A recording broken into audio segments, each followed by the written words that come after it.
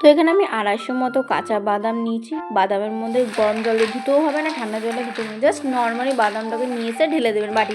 বাদামের মধ্যে এবারে ম্যাজিক করতে হবে। ম্যাজিকটা কিভাবে করব, এখানে 2 চামচ মতো বেসনটা দিয়ে 1 চিমটি সোডা, 1 চিমটি গোলমরিচ গুঁড়ো, সানরাইসের কালার, চাট মশলাটা 2 চামচ দেবেন।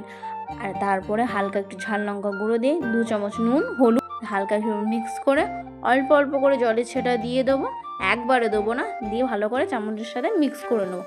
অল্প অল্প করে জলের ছেটা দিয়ে ভালো করে মিক্স করে নিতে। তো এখানে বেসনটা আমার কম লাগছিলো, এক্সট্রা বেসন দিয়ে হাতের সাহায্যে ভালো করে মেখে দেবে। তো এখানে একটা ছান্তার সাহায্যে এক্সট্রা বেসনগুলোকে আমি বার করে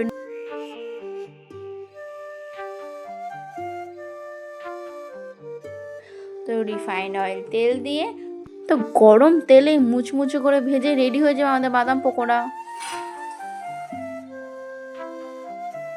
কোনো রেসিপি আপনাদের যদি ভালো লাগে তো অবশ্যই কমেন্টে লিখে জানাবেন, আমি চেষ্টা করব আপনাদের সামনে তুলে ধরার।